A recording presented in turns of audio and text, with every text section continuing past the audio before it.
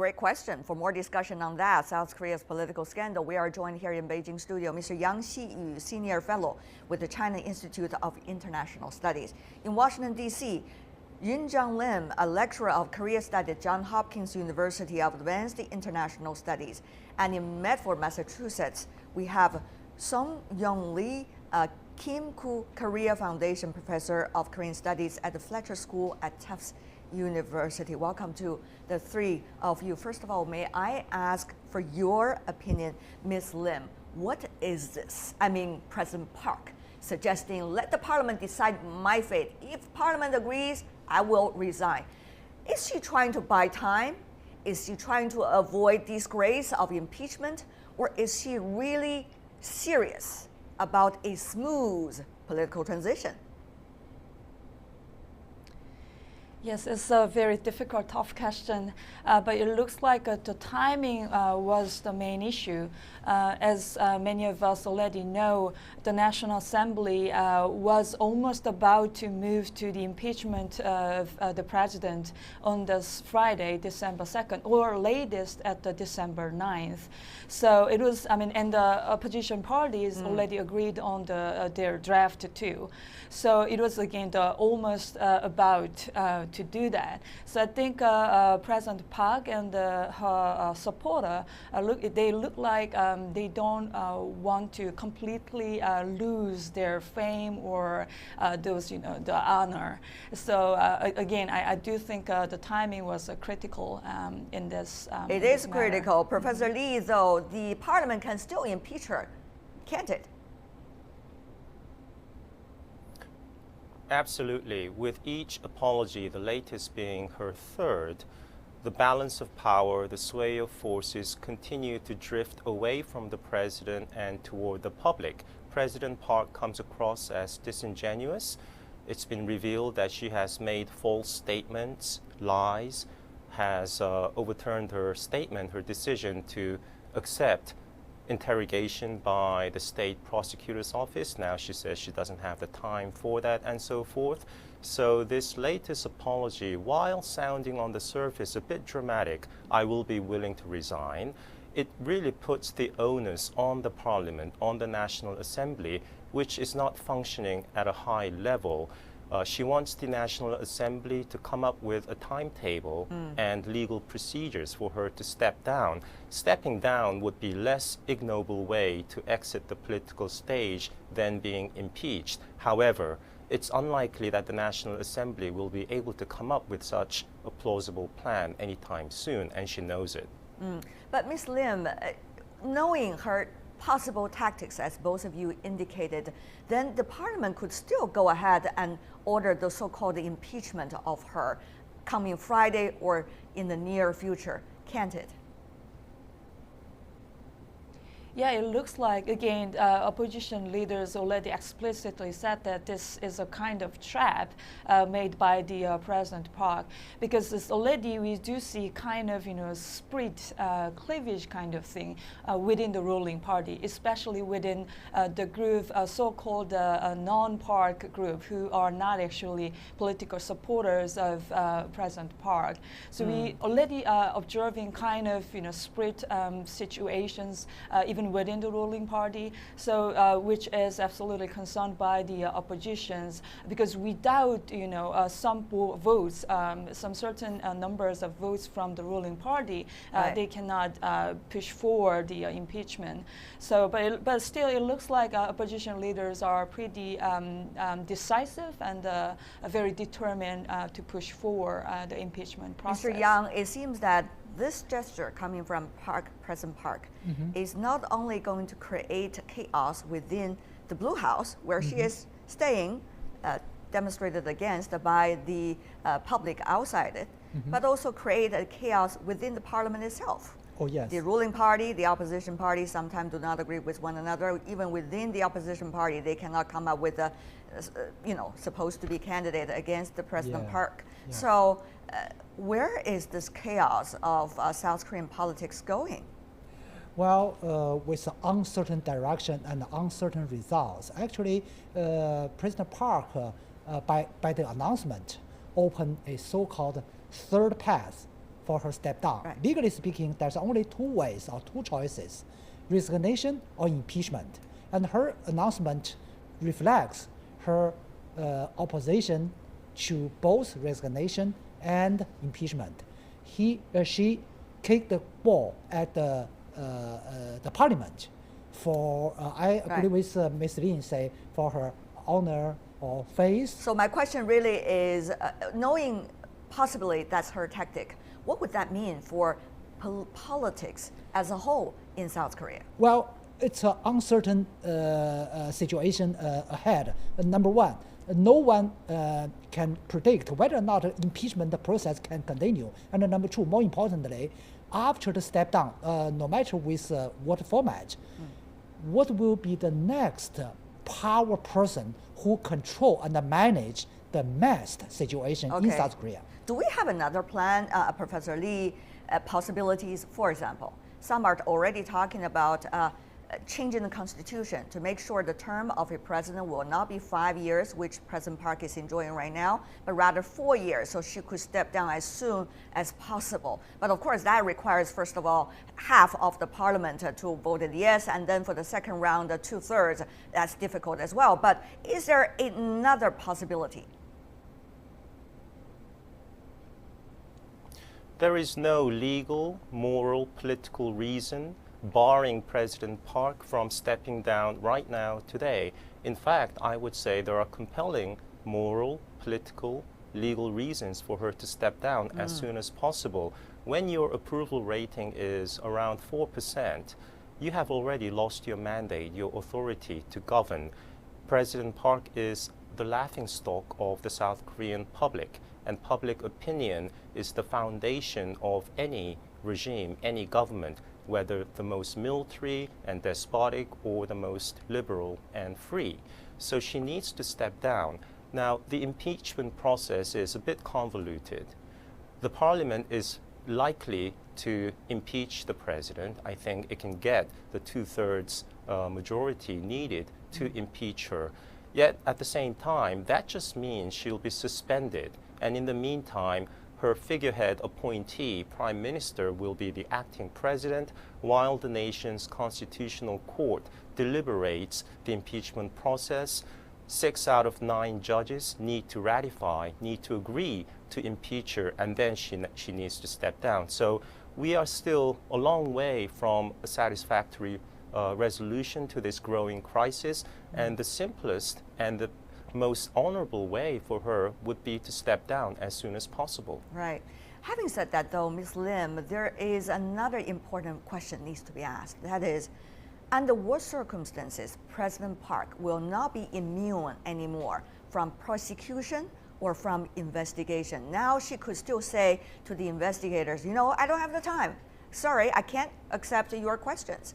But if she agrees to step down, or if she will be quote-unquote impeached in the near future, will she still be immune to investigations and to questioning? I think that is also a very important question that needs to be asked right now. Ms. Lim.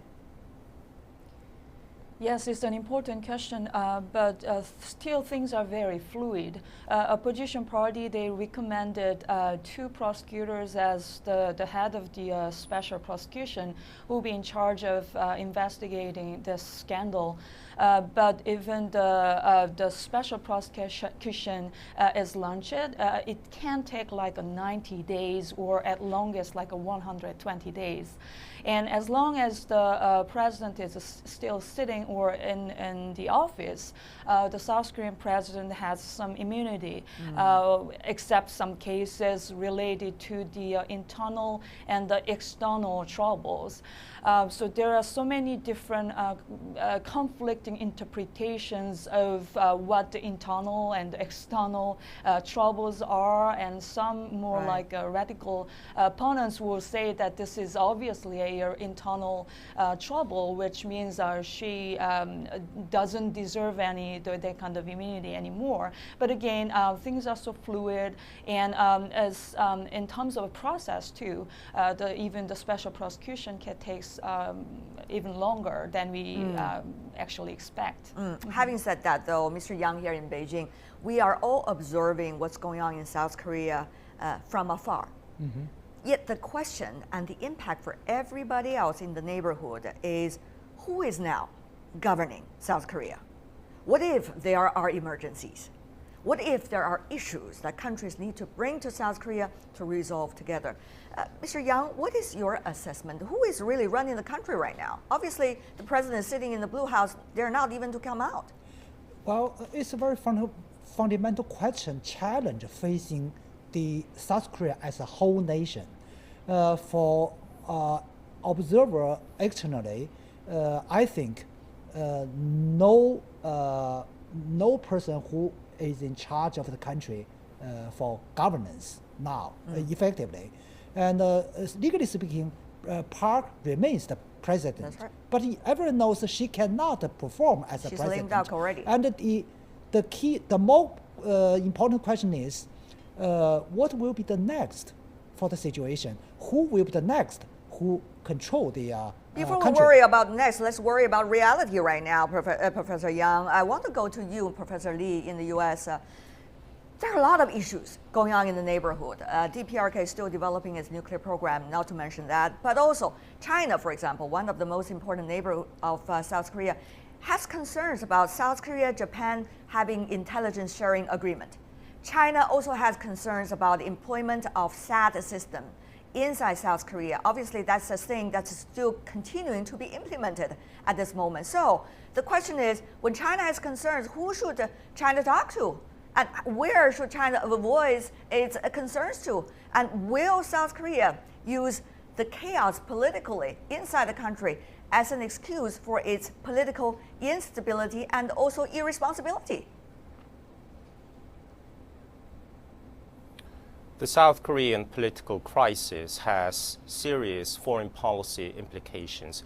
If I may just briefly touch upon the crux of the issue, compared to her predecessors, Park Geun-hye's alleged crimes and transgressions are, in terms of the degree of criminality, not nearly as serious as some of previous transgressions like massacring civilians, graft in the hundreds of millions of dollars, election rigging, and so forth. Yet the problem here is there is no plausible deniability, it is now abundantly clear that Park Geun-hye has been at the center of influence peddling, extorting tens of millions of dollars from biggest companies in South Korea and so forth.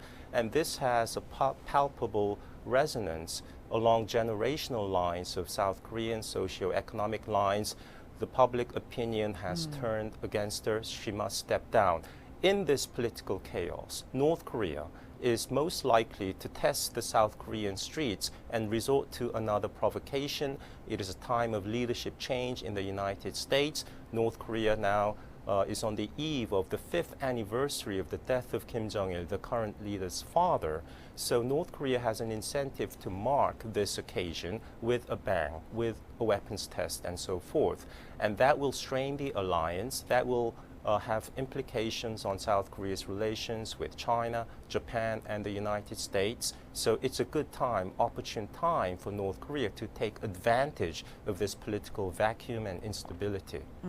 Professor Lee, of course, politely talk about the issue more for the whole region, which is DPRK, but there are issues between South Korea and China. For example, about that system, about South Korea cooperation with Japan, intelligence sharing when it comes to military cooperations. These are big concerns for China. So, Mr. Yang, what is the way out? I mean, who could China talk to now? Well, both negative things and positive things, we have no partner. For example, another example, you mentioned two examples. Another example is we are going to have a trilateral leaders meeting among China, Japan, and South Korea for good things, cooperation. But, we have no partners from South Korea's side. only Japan and China are. So the question is, Mr. Yang, should China just sit here on its hands, watching what's going on in South Korea, and see all the concerns are not being addressed from the Chinese side? Yeah, we have no any other better choice else. We have to wait and see who will be the next, what will be the next happened. So that's the question, not only for South Korea, but also for China and other country else. Of course, Ms. Lim, China respects the process of democracy inside South Korea. It's internal affairs. China never want to interfere, but issues is not just within the border, it's also spilling over the border. So once again, this very important question, strategic issues, very important steps taken by South Korea at the moment of political crisis when it comes to foreign policy. So who should be responsible for the decision being made now, actions being taken now, particularly when you look at the near future? Ms. Lim. Again, I don't have a clear answer to, unfortunately, to that question, because that's pretty true. We do see a power vacuum situations in the middle of the country.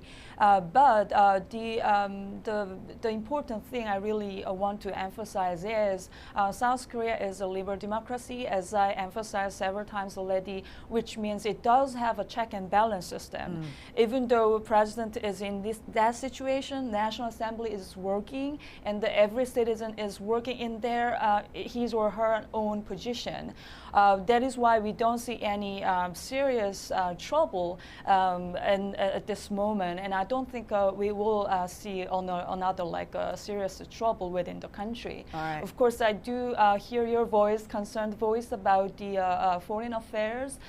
It might take time to adjust everything, but again, the final comment I need to address is again, it will get back soon. I mean, the whole country Those will are get back on the track. Very important points. Before we go, one final important point, particularly concerning the near future, that is, will the opposition parties, together with the so-called non-park group within the ruling party, be able to come up with somebody or some candidates for future presidential position? If impeachment go ahead, if President Park resigns also. Professor Lee, who are the names that might be jumping right in front of us? What are these people? Are they capable? Should they be trusted? Professor Lee, from your perspective. Well, two of Park Geun-hye's political opponents from the previous election campaign in 2012, Moon Jae-in and An Chol-soo, are leading candidates. It really is, the next presidential election is their race to lose. There is another potential candidate, very strong, Pan Ki-moon, the outgoing UN Secretary General. However, because the opposition is a bit in disarray, because individuals have their own personal gains in mind, the opposition party is not really united in coming up with an effective plan to dethrone Park Geun-hye at this moment. Right. Before we go, final words from you, Ms. Lim. We all understand there is a military strategy called divide and rule. Obviously, President Park already divided further the political chaos inside the country.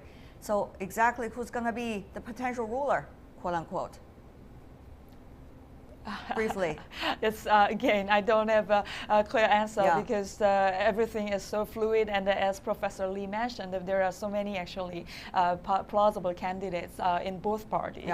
So we'll have to pay attention to. Right. Think.